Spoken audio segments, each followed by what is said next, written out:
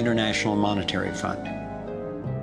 John Perkins is a man who knows from decades of his own experience as a so-called economic hitman how the collusion of banks, corporations, and governments has taken over countries around the world.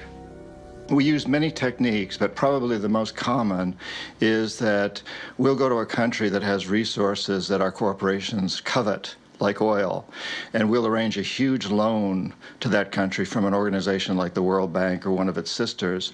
But almost all of the money goes to U.S. corporations, not to the country itself. Corporations like Bechtel and Halliburton, General Motors, General Electric, these types of organizations.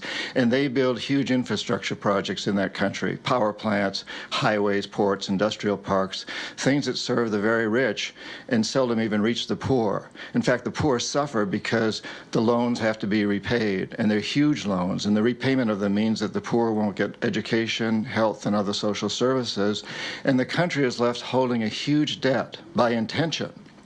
We go back, we economic hitmen, to this country and say, look, you owe us a lot of money, you can't repay your debts, so give us a pound of flesh. As soon as one of these anti-American presidents is elected, one of us goes in and says, hey, congratulations, Mr. President.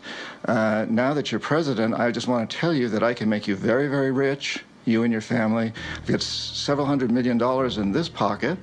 If you play the game our way, if you decide not to, over in this pocket I've got a gun with a bullet with your name on it in case you decide to keep your campaign promises and throw us out.